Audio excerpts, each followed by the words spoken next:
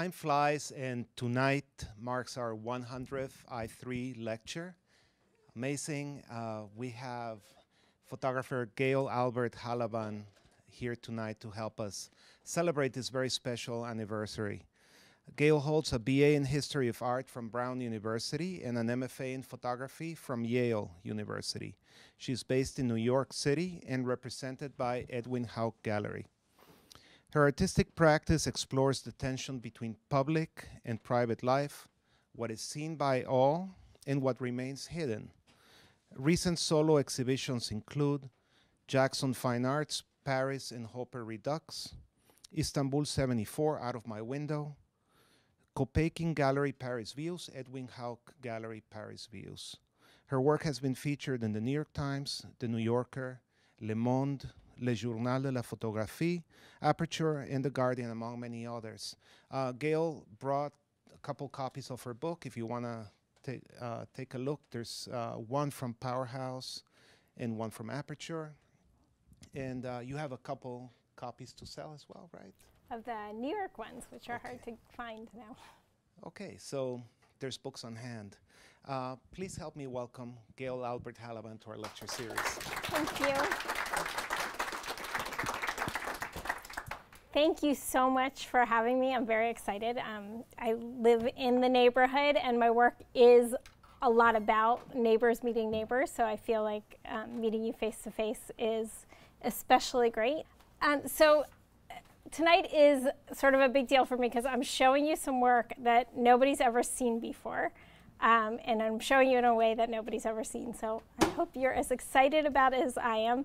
Though I'm going to start with some background. I promise it's not going to be a family slideshow. But this is me with my first camera. I've been a photographer since I was 6 years old, and I have always loved photography. And I've loved photography because it's a way to access the world and meet people that you wouldn't necessarily have without a camera. You get licensed to go into places. And I learned that when I was very young. When I was young and a photographer, I would take the pictures. I'd work in my darkroom. I had a darkroom since I was 6 years old when I made a pinhole camera for my science fair. And I'd make physical prints, and I'd bring them to my friends and my neighbors. And people took a long time to look at these pictures. There weren't billions of pictures on the phone. Like today, my friend got a new dog and was showing me her phone with 27 pictures of her dog. Instead, I would take a picture of my neighbor's dog. I did that a lot when I was a kid. And I'd show it to somebody, and we'd spend a long time looking at pictures. Now when I look at pictures, it's really different. This is how I usually look at pictures. These are my friends' Instagram feeds, and I love that yummy picture from Georgetown Cupcakes and the cute dog and the pretty clouds. And I feel like photography for a while to me was becoming a lot about the adjectives, like cute, pretty, funny, and I was getting a little sick looking at those kind of pictures. So I asked myself what I could do as a photographer that was different than the 2 billion other people with cameras. And this is a photograph I took looking into my neighbor's backyard when I lived in Los Angeles.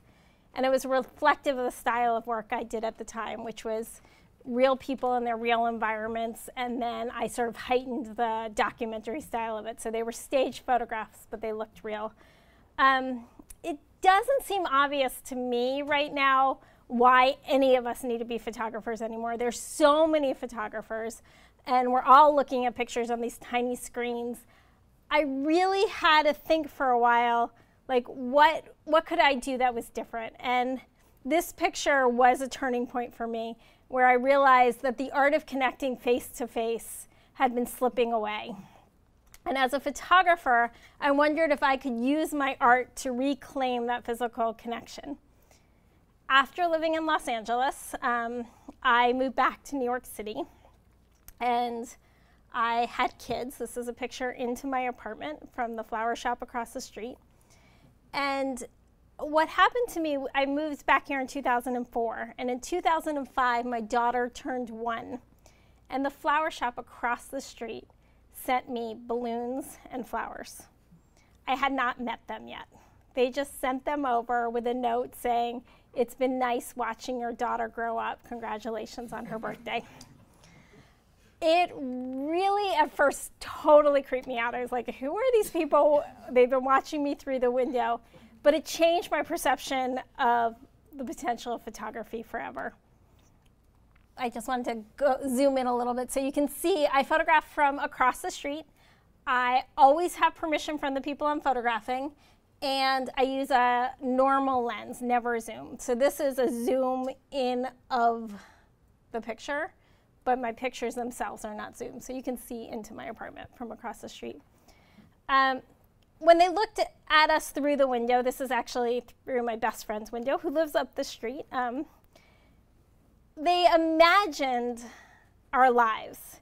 And their imagination was their tool for compassion and inspired them to reach out to us. And I realized that was what art really could do. It is a tool for compassion.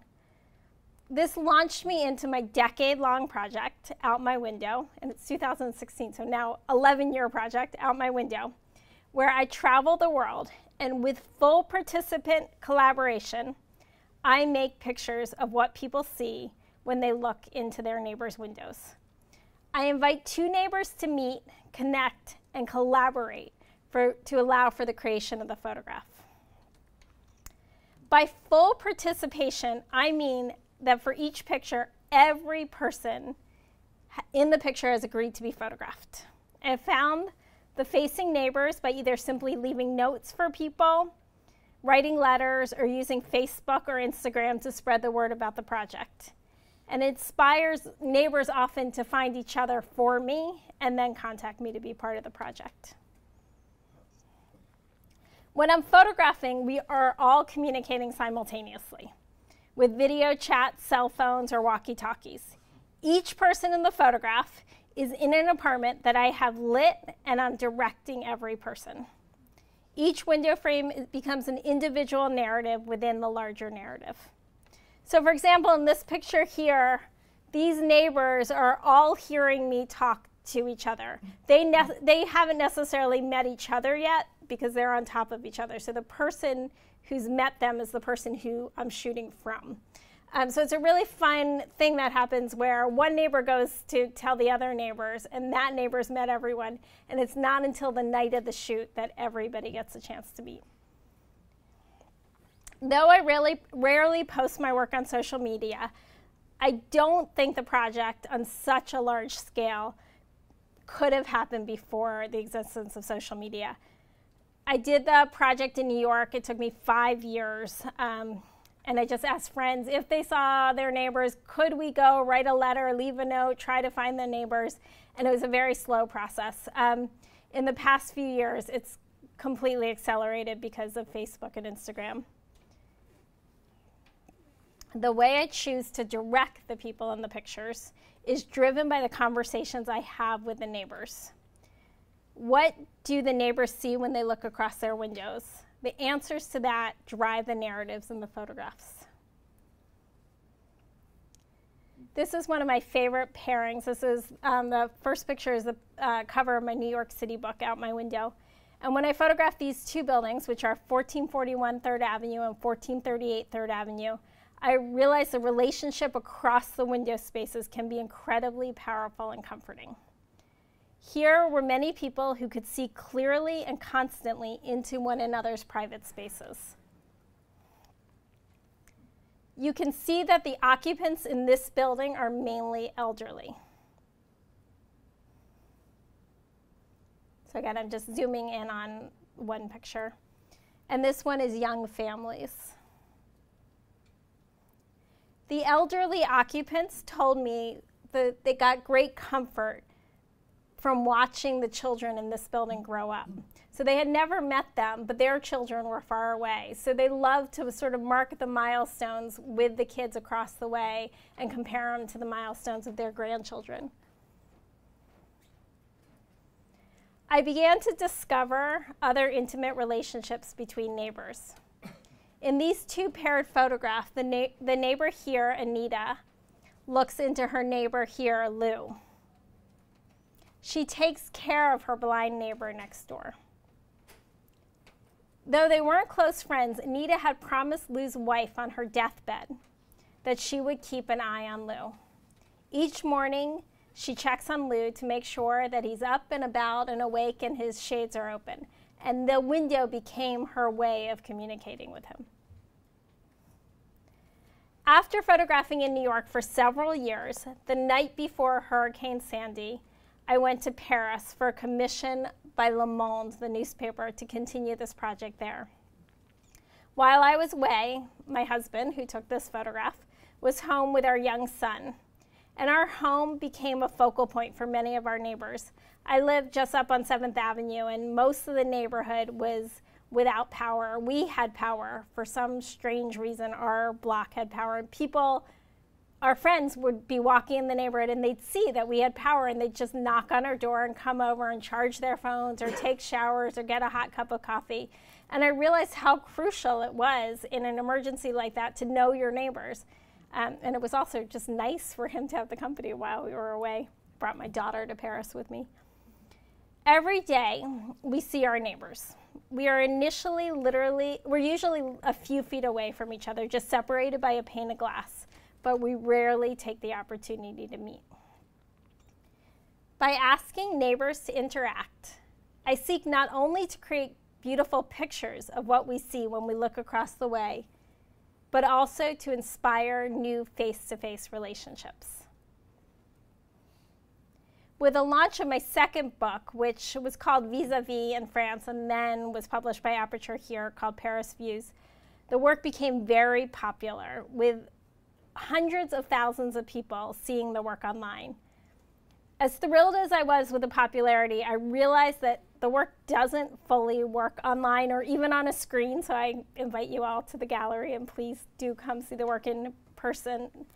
Instagram photographs are adjectives, and mine, I feel like, are short stories. For the full effect of the work, you must see it in person. The experience is immersive. The pictures are large-scale pigment prints about 50 by 60 inches. Being in the presence of the pictures gives you the sense of being in front of the window.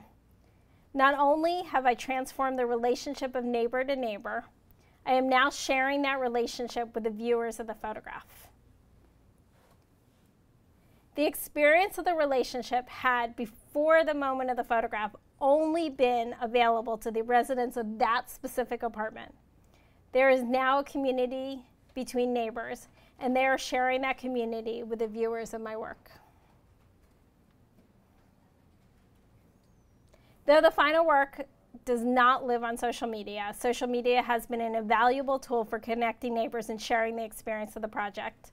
Without Facebook, I don't know how I would find participants. Instagram has given me a funny kind of legitimacy, since many people have discovered my work on Instagram or check me out to see who I am and make sure I'm legit before agreeing to be part of the project. One guy recently, I knocked on his door in Buenos Aires, and I guess he'd been pinning me on Pinterest, so he was totally okay with the idea of the project because of that. It's very funny how social media is the way to get known and a reputation now. By transforming this relationship into a work of art, I'm extending the time of a single moment. What we normally would just glimpse out a window, we are now able to study like a painting. And painting is a huge inspiration for my work. I often look at Mondrian to determine my palette when I print. I love his work, how the subtle variations in tone can completely change your perception of a space. I work incredibly hard in determining the exact color curves in each file. Since I print digitally, I feel like I'm accountable for every single piece of pigment on the page. Edward Hopper is obviously another big, often unconscious influence, sometimes conscious. I'm inspired by the loneliness in his pictures and the sense of isolation, but to me, the city isn't lonely. So I always feel like I respond to Hopper by correcting what I feel like is sort of wrong in his pictures. I don't think we have to be that isolated in the city, so if we go connect with each other. So I love Hopper, but I hope I'm doing something different. People often assume that I'm hugely influenced by Rear Window, which I'm embarrassed to admit I didn't watch until the end of my New York City book. I had never seen it. And the reason I hadn't watched is that everybody kept saying, oh, you're like Alfred Hitchcock. You're trying to redo Rear Window. And I wanted to make sure I discovered what I was discovering on my own without imitating somebody else. So though he's not a direct influence, I do think Hitchcock has permeated the collective consciousness of any New Yorker who looks out the window. When you think of looking out a window, you think of Hitchcock and what he taught us about the implications of looking. He made us aware of our limited perspective as voyeurs. Though we often catch ourselves still making up complicated stories of what is happening across the way, we really don't know the whole truth of it. The context that influenced Hitchcock, the social strife caused by McCarthyism, and the disconnectedness of urban life seems similar in the context which I'm working. But like Hitchcock, my pursuit is more aesthetic than political. Though I'm interested in the blurry relationship between seeing and knowing, sometimes the actual story in the photograph is really fun or interesting to know. In this case, this woman is kissing her niece hello, who's just come to visit, because they're going to celebrate tonight. You can see the apartment's a little bit of a wreck, but this woman has just been awarded the apartment after a multi-year divorce battle with her husband, and she's about to start renovating it. So we were celebrating. This is the same apartment with this very odd neighbor upstairs who they had never met and did not want to meet after, even though I met both of them to do the photograph, they decided they didn't want to meet each other. They liked the separation. And these women are unpacking and settling in after the court case. I felt like it was a really special thing to be able to celebrate this nice night with these total strangers and be part of this moment. And one of the girls, the girl on the right, ended up coming to my opening and seeing the work in person. She loved so much being part of it. What I find exciting about the relationships neighbors have through windows, even when you don't know the drama, you want to make up stories. Living across from neighbors for years, we're always making up stories. Does anyone else do that here? Yeah. The stories begin with facts, but are greatly embellished by our imaginations. For every window I photograph, I write the stories that I imagine of the neighbors' lives. So the stories are filled with some things that are very familiar in the pictures and some things that are very strange. I try to figure out who they are and what they hope and dream about. There are many possible narratives, and now I'm going to share with you, this part's brand new, nobody's heard these before, some stories I wrote about the pictures. And these are what I imagine influenced by what the residents of the apartment imagine. And they're not meant to be the final narrative, but I hope they inspire you to look at the pictures differently. She is sitting by the window. The sky is ashen. Though I cannot see her eyes, I know she is focused on her breath. Naked, on her blood-red bedding, she is vulnerable. She rises, exhausted with somber expression. She is lonely. I can see through her window how the world moves around her while she grows. She is an early riser by nature, a runner, but she stopped a few months ago. I have a feeling it will be a boy. I want to tell her soon she will long for a taste of this silence, but I know she would not understand yet. So like Jimmy Stewart's character in Rear Window, I like to imagine stories of what neighbors see when they look from window to window. Like the film, there is a blurring of the lines between the truth and the fiction. I believe when we are able to share our imagination with others, it inspires compassion. And nothing else can do that as well. Excuse me, next picture. I gaze out the window for inspiration when the right words seem to escape my grasp and my deadline looms dangerously close. Mostly I see nothing. A dark apartment building spotted with dark windows and silence. At 6 o'clock each evening, I see a light in the apartment below me, and I watch as the mother and the daughter with the butterfly backpack arrive home. I know what to expect, and I look forward to it. a bowl of buttered penne sprinkled with Parmesan, and an apple for dessert.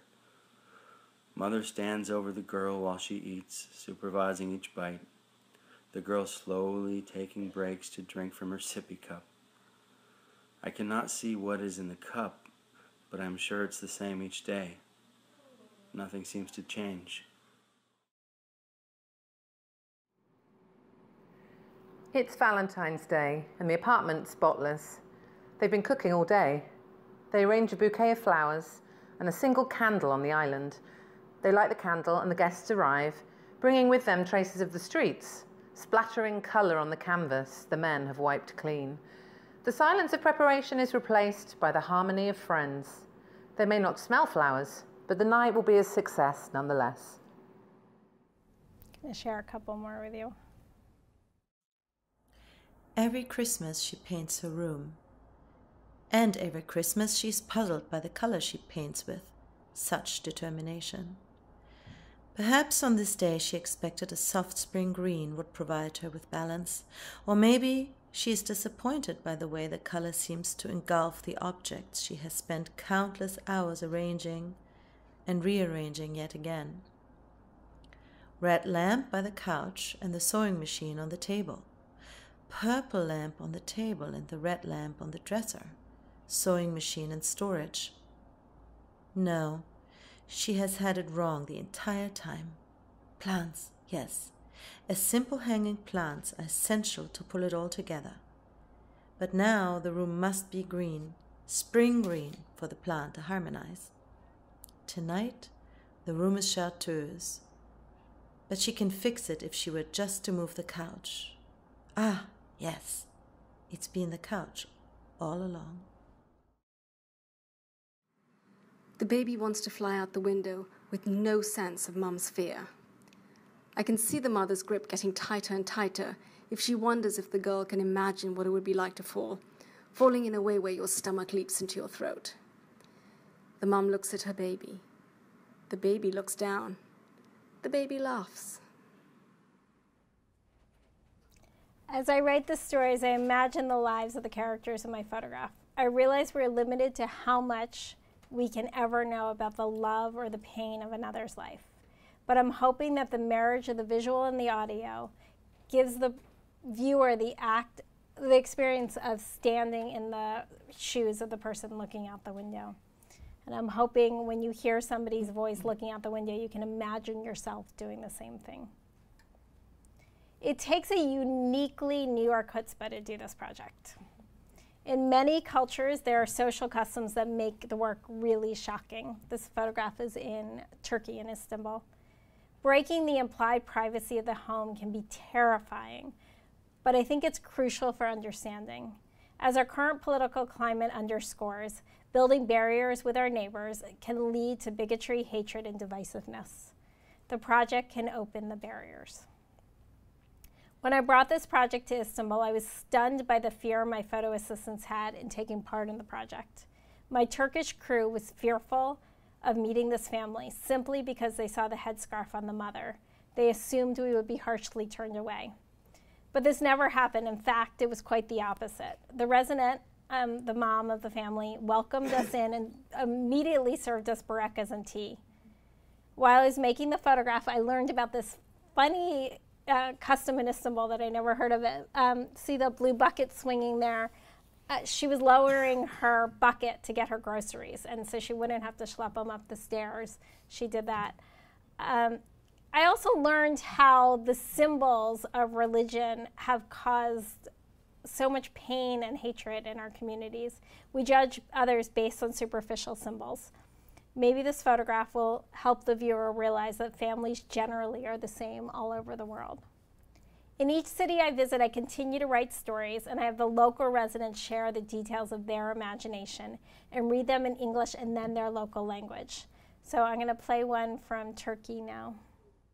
There she is again. It's almost midday, but she probably just woke up. Maybe she's a nurse, working the night shift, and that is why middays are her mornings. No, she's too carefree to be a nurse. I don't think she even knows how to check someone's fever. I don't think she knows how to cook either. She orders food to be delivered to her home all the time. Salads. Always salads. İşte yine orada. Neredeyse öyle olacak ama o muhtemelen daha yeni uyandı. Belki de gece nöbeti yapan bir hemşiredir. O yüzden öğlenler onun için aslında sabahtır. Ama hayır, hemşire olamayacak kadar dertsiz tasasız görünüyor. Birinin ateşini ölçmeyi dahi bildiğinden emin değilim. Bence yemek pişirmeyi de bilmiyor. Sürekli dışarıdan eve yemek söylüyor. Salata, hep salata. I recently went to Buenos Aires, and the idea of meeting neighbors there seemed particularly scary and risky to the locals. In a city that's suffered under the history of surveillance, the idea of watching your neighbor and admitting it was really a hard sell. In fact, the first night I arrived, I got stood up. Here was the location of my first shoot, which you'll see. There's no one in it, and my friend Kika is explaining what happened here. I know the woman across the road. I met her last month when her brother was in a tango show with me. We had planned on meeting up tonight. It's a perfect night to go out, fantastic sunset, gorgeous weather. I was really excited to see her again. We were supposed to meet at 6:30. I didn't see her light on, so I called before going out to meet her. I got her on her cell. She said she was parking and would call me again in a few minutes. At 6:45, I see her light go on, but when I call, no answer. It's now 6:52, and she just closed her shutter. I can hear her phone ring when I call her, but no answer. I think she flaked on me. So you notice in the audio that often the stories I imagine are stories of family life. When I look through the window, I seek to connect with the people on the other side, and often those are people to whom I'm attracted to photograph because their lives seem similar to mine. I realize that all over the world, there are families having dinner, reading bedtime stories, or putting kids in their pajamas. I'd love to meet them all, but I have faced the realistic limitation of the number of places I can go. I have therefore expanded the project, connecting with residents of cities all over the world. With the anchor of having a family and a life myself in New York, I was inspired to find a way to connect without actually leaving. With 2 billion cameras in the world, it seemed possible to scaffold on the connectedness of the globe. Currently, I'm working in Kampala, Utrecht, Hanoi from my desktop here in New York. I have recruited the help of locals in these cities. The local people have taken my lead, gone and knocked on their neighbors' doors, and asked if we can photograph. This week, I worked with a photographer in Uganda named Badru. So you can see this is my laptop on my kitchen table. My family's in the background. And this is me talking to Badru, and he's a Ugandan photographer. He set up a camera and connected to his computer and screen shared with me. So I could operate his camera from here in New York. I was able to talk to this mom and her 8 children who lived in the home near Badru. So he met his neighbors, and then he introduced the neighbors to me. And now this family with 8 kids, it was at breakfast time at my house. Does it say what time it was? It was 11:30 on the weekend. And so these kids, while they were making their dinner, were talking to my kids, and we were showing each other around our houses. And my kids were eating bagels, and they were cooking collard greens and what they called Irish potatoes. And we really got a chance to connect. So I was able to do the project and get what I liked out of the project without actually going. Though sometimes I'm lucky and I get to do it both ways. So in Holland, I began by shooting remotely, and I got to know people through Facebook. I said, if you know your neighbors, please go knock on the door if you don't and you want to meet them. And so people agreed to participate in the project. I got to know so many people in Utrecht, Holland, that one very generous participant invited me to stay in her home and come do the project there. It's a city I had visited as a teenager that I had remembered being very rural and with a lot of cows. But it turns out memory failed me, and it was actually a pretty big city in Holland. And as soon as I got there, the woman who I had never met before, who invited me to do this project, threw a party and invited all her neighbors, many of whom she hadn't met. So community was built even before the project started, and that was really exciting to me. Holland is a particularly fascinating to do the project.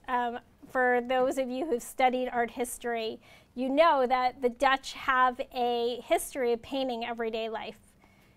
They also have a tradition of keeping their very large windows open to the street because it's very gray and dark there. So they often want to keep their shades open to get as much light in. And there's also a theory that they are leaving their windows open to prove that they have nothing to hide. There's even a Dutch word, which I can't pronounce, something like pottenjikkers, which are really snoopers. And it's people who sit in front of their window all day long to check who goes by. And in some neighborhoods, you'll see little mirrors hanging on the outside of the houses that let you see the entire street. So Holland felt like a giant fishbowl to me, where I wasn't sure if I was being watched or I was the watcher. I didn't know which side of the aquarium I was on, but it was a great place to do this project. There's a large history of watching neighbors through windows in Holland, but there's a very clear rule about not gossiping about your neighbor. So everybody watches, but nobody will say what they see. The architecture and the habit of watching makes it clear they must know a lot about one another, but they never seem to say anything. Of all the places I've been, the Dutch neighbors have told me very, very little about the people they look at. The French, on the other hand, all seem shocked by the impropriety of looking into their neighbors' windows. Many accused me that it would be illegal and certainly immoral. But as soon as the project picked up steam in Paris, everybody started telling me what they saw, and they had great stories, and they did not mind gossiping at all. So my work is about my desire to connect, and it's also about neighbors' desires to connect, but also a desire to be left alone. And so I like to play with these contradictory impulses. I'm hoping by looking at this work and participating in it, I hope to change the way people view and live in cities. In 2018, the global version of this project, where I will have gone to cities on all the continents that have major cities and have shot remotely, will debut at the George Eastman Museum. For that exhibit, I still am hoping to travel to Rome, Tokyo, Shanghai, or anywhere else I'm invited. And I'm hoping more and more people will write me and say that they see their neighbors' windows, and we'll do the project remotely. So please spread the word to your friends and neighbors. And that's what I brought you to show. Anyone have questions?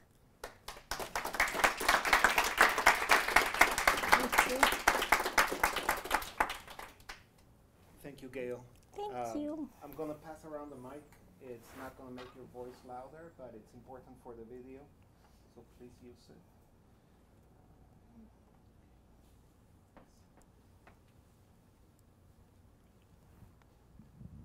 Hi, Gail. Thank you for sharing with us. A question about your lighting. So you light every apartment before you shoot. Are you doing constant or are you using strobe?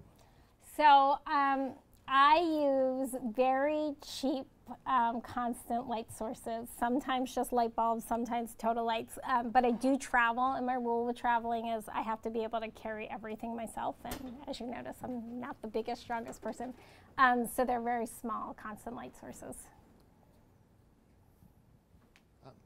An extension of that question, just to stay on the subject, from the moment that you agree to work with somebody until you've shot the finished image, what's the time frame of that? Is it a day? Is it 2 days? Is it a week? So that's a really interesting question, because in every city, it's a really different experience. I'm trying to go back and find some examples. So in Istanbul, for example, nobody really wanted to plan very far ahead. So before I went to Istanbul, I had a list of people who were willing to let me shoot from their neighbors' windows. They were all too nervous to go ask their neighbors themselves. So I would arrive at their house, I'd knock on the door, and if somebody would agree to do it right then, we did it. But the one that I showed you earlier, my cover of my New York book, that was 6 apartments in New York City from both sides of the street. So to plan that took 6 months in advance. I wrote everybody letters, and then we had to figure out everyone's calendars, and it had to be at the exact right moment. I was really inspired by Bernice Abbott and her diaries, which are at the Museum of the City of New York, where she like figured out exactly on which day the lights would go on at which time, and she took really careful notes. For that picture, I had to do that. I planned way in advance. In Buenos Aires, before I went, nobody had agreed to be part of the project at all. I had hired an Argentine photo assistant, and she quit 2 days before I got there because she said, this is impossible, nobody's going to agree. And I ended up finding an Italian photo assistant and an American translator who they got the project, and they're like, okay, we're going to figure out a way to make it work. But that was totally the same thing. Like, I knocked on a door. If somebody agreed, then we'd find their neighbors and do it immediately. I hope to never work that way again. I like to plan ahead. And then in Hanoi, it's been a totally different experience where we've set up the shoot, everything's planned, everyone's agreed, we planned this weeks ago, and then the assistants show up and they realize they brought a film camera instead of a digital camera. So I teach them how to do it, and they're like, we're going to do it ourselves anyway, and we're not going to connect to the computer. It seems like maybe it could work, and so we do it, and then they call me the next day, and they're like, we forgot to put film in the camera. So we're reshooting that at 6 a.m. tomorrow, and a friend of a friend of a friend who works in the American Embassy is going to lend them a digital camera to connect, and she's supervising it. So hopefully it'll work. Hi there. I'm curious, when you go to a new city, do you start usually with any location scouting, or do you rather start with people that you find that you know might be up for it and kind of let things go from there? Yeah, it's absolutely about the people. The hardest part of this project is finding people who are willing to connect and meet, and that's the thing that's the most interesting to me. I've tried scouting in advance just to see what the buildings look like, but until you're physically in a place, it kind of doesn't matter. You don't know what's going to work and how the light's going to be. So I've now given up the actual location scouting and pretty much just made sure I found willing and interesting people.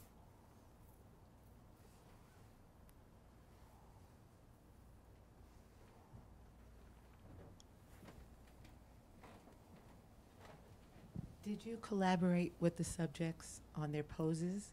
Oh, absolutely. So when we're talking on Skype or cell phone or walkie-talkie, I'm talking the residents of the apartment that are looking or talking and the people across the way. So the resident of the apartment where I'm shooting from will say, oh, I usually see you getting out of the shower. I usually see you having breakfast. And then we'll start from there as the pose, and then we'll all figure out together what makes sense. Why didn't we see any men in various states of undress like we did women? For a few reasons. One, I think as a woman photographer, I tend to be more, it's a scary thing for me to go knock on somebody's door and ask to do this. So I tend to connect more with the women. I feel less threatened. So for me personally, it's easier. Also, in Buenos Aires and in Turkey, the women were home. I didn't actually end up meeting many men for some reason. But I think the main thing is the work to me, in a way, is inspired by my neighbors looking at me. So I tend to look for people who I identify with in some way. In New York, you see a lot of naked men through the windows. In my neighborhood, I haven't. But maybe I should look out your windows. Did you personally have a favorite city to shoot? And if so, why? So I have now been to Amsterdam, Utrecht, Paris, New York, Buenos Aires, and Istanbul. Istanbul, by far, was the most beautiful place I've ever been. It's terrifying right now to be in Istanbul, and I got nervous walking down the street. I felt like it was a real privilege to get the opportunity to do this project there at a time where people really are nervous of other. But I don't actually want to go back there anytime soon. Buenos Aires, I think, was probably my favorite because people were so shocked by that project.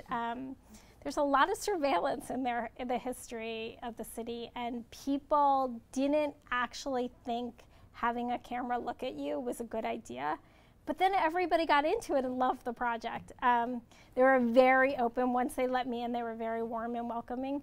Paris, it's such a beautiful place. I'm actually nervous because my next book is going to be all these different cities, and none are going to be as beautiful as Paris.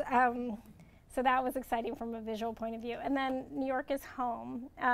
So every city has a different reason I like it. And I think that's why I keep going is I kind of thought this project was the same thing over and over. And I almost thought it was silly that I was continuing it. So the reason I did Paris was Le Monde invited me to come photograph for 2 weeks. And I was like, what am I going to do that's different? And then I look at those pictures, and they're completely different in New York. And then Istanbul invited me, and it's completely different. And then somebody invited me to Buenos Aires, and it's a whole nother thing. So the way that actual people affect the conceptual idea and totally change it is the most fun part. So I'll go anywhere anyone invites me.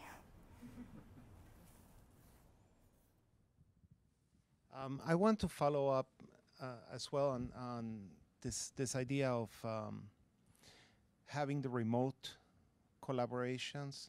I mean, and also echo your sentiment if you guys have a chance to check out the actual prints in the gallery. They're magnificent. They're, you know, mural size, beautifully produced, and priced that way as well. So, you know, walking into Edwin Hauck Gallery is impressive in a certain market kind of way. It's a very difficult niche to occupy, and I'm very curious, these remote collaborations and the multimedia, how will that, you know, sort of build on that or challenge that or coexist with that in an exhibition space? I think it's definitely going to have to coexist. So the photographs that I make and I control, I'm a total control freak, and they're pristine and beautiful, and they're completely my aesthetic.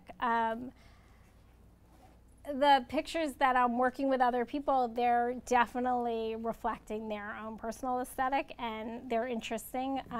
Usually the camera quality isn't as good. I shoot with a Phase IQ. It's an 80 megapixel digital back. So I think it's more a way of imagining the world and seeing the world, and I see that more as part of the book and the stories than the actual prints. I think the actual photographic prints that you see in Hauck will actually be just the ones I make myself. Mm-hmm. Do you think the Eastman show will include both? The Eastman show will have both, which is what I'm really working on right now. And my goal for the Eastman show, if I can get the grants and funding for it, is to actually leave cameras in each of the cities that I visit and have them mounted so they're out the window of people's windows and schedule time. So when you're visiting that exhibition, you will be able to operate the camera remotely from the exhibit space. So that's the goal. So till 2018 to figure that out.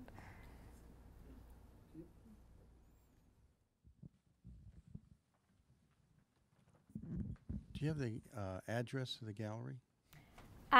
It's 745 Fifth Avenue. It's Edwin Hauck, H-O-U-K. It's 5th near 57th Street.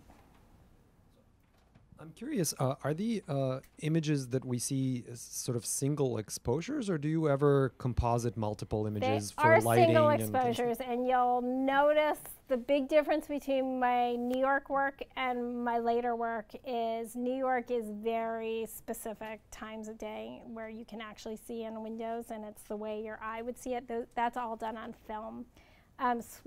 Once I switched to the 80 megapixel digital back using Capture One, I have about 8 stops range.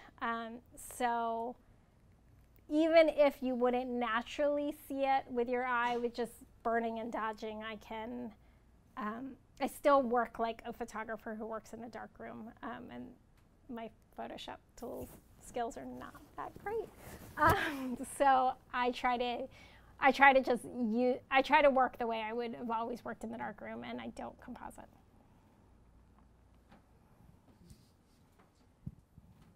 Another question about your influences and inspiration. I mean, you talked about painting and how you admire Hopper, or you have your influences from that direction. But since you're writing stories, who are your literary influences or models? I'm slightly embarrassed by this one because she's a mom at my kid's school, and every morning I see her, and I have never told her this, so I'm hoping she's not watching.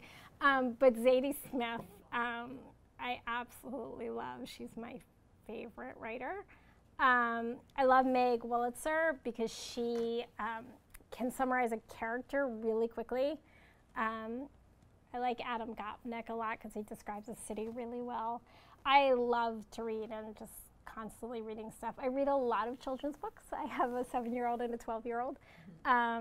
So things as even quick as like Shel Silverstein, I love my writing is very short, and I think it's inspired a lot by reading kids' poetry, which is short and kind of gets the idea across kind of quickly.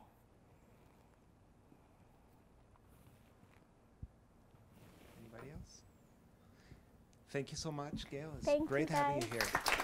Thank you.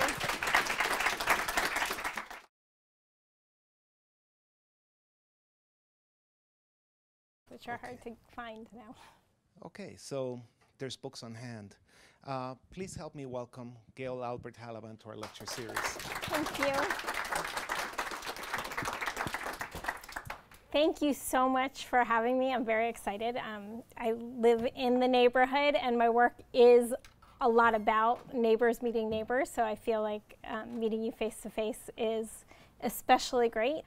So tonight is sort of a big deal for me because I'm showing you some work that nobody's ever seen before, and I'm showing you in a way that nobody's ever seen. So I hope you're as excited about it as I am. Though I'm going to start with some background. I promise it's not going to be a family slideshow. But this is me with my first camera. I've been a photographer since I was 6 years old, and I have always loved photography, and I've loved photography because it's a way to access the world and meet people that you wouldn't necessarily have without a camera. You get licensed to go into places, and I learned that when I was very young. When I was young and a photographer, I would take the pictures. I'd work in my darkroom. I had a darkroom since I was 6 years old when I made a pinhole camera for my science fair. And I'd make physical prints, and I'd bring them to my friends and my neighbors. Any of us need to be photographers anymore. There's so many photographers, and we're all looking at pictures on these tiny screens. I really had to think for a while, like, what could I do that was different? And this picture was a turning point for me, where I realized that the art of connecting face to face had been slipping away. And as a photographer, I wondered if I could use my art to reclaim that physical connection. After living in Los Angeles, I moved back to New York City, and I had kids. This is a picture into my apartment from the flower shop across the street. And what happened to me, I moved back here in 2004, and in 2005, my daughter turned 1, and the flower shop across the street sent me balloons and flowers. I had not met them yet. They just sent them over with a note saying, "It's been nice watching your daughter grow up. Congratulations on her birthday." It really, at first, totally creeped me out. I was like, who are these people? They've been watching me through the window. But it changed my perception of the potential of photography forever. I just wanted to zoom in a little bit so you can see I photograph from across the street. I always have permission from the people I'm photographing.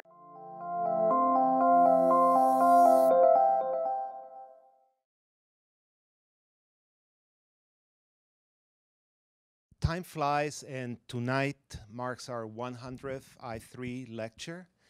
Amazing. We have photographer Gail Albert Halaban here tonight to help us celebrate this very special anniversary. Gail holds a BA in History of Art from Brown University and an MFA in Photography from Yale University. She's based in New York City and represented by Edwin Hauck Gallery. Her artistic practice explores the tension between public and private life, what is seen by all and what remains hidden. Recent solo exhibitions include Jackson Fine Arts, Paris and Hopper Redux, Istanbul 74, Out of My Window, Copaking Gallery Paris Views, Edwin Hauck Gallery Paris Views. Her work has been featured in the New York Times, the New Yorker, Le Monde, Le Journal de la Photographie, Aperture, and The Guardian, among many others. Gail brought a couple copies of her book. If you want to take a look, there's one from Powerhouse and one from Aperture. And you have a couple copies to sell as well, right? Of the New York ones. Graphing. And I use a normal lens, never zoom. So this is a zoom in of the picture, but my pictures themselves are not zoomed. So you can see into my apartment from across the street. When they looked at us through the window, this is actually through my best friend's window who lives up the street, they imagined our lives. And their imagination was their tool for compassion and inspired them to reach out to us. And I realized that was what art really could do. It is a tool for compassion. This launched me into my decade-long project, Out My Window, and it's 2016, so now 11-year project, Out My Window, where I travel the world, and with full participant collaboration, I make pictures of what people see when they look into their neighbors' windows. I invite two neighbors to meet, connect, and collaborate to allow for the creation of the photograph. By full participation, I mean that for each picture, every person in the picture has agreed to be photographed. I found the facing neighbors by either simply leaving notes for people, writing letters, or using Facebook or Instagram to spread the and people took a long time to look at these pictures. There weren't billions of pictures on the phone. Like today, my friend got a new dog and was showing me her phone with 27 pictures of her dog. Instead, I would take a picture of my neighbor's dog. I did that a lot when I was a kid. And I'd show it to somebody and we'd spend a long time looking at pictures. Now when I look at pictures, it's really different. This is how I usually look at pictures. These are my friends' Instagram feeds, and I love that yummy picture from Georgetown Cupcakes and the cute dog and the pretty clouds. And I feel like photography for a while to me was becoming a lot about the adjectives, like cute, pretty, funny, and I was getting a little sick looking at those kind of pictures. So I asked myself what I could do as a photographer that was different than the 2 billion other people with cameras.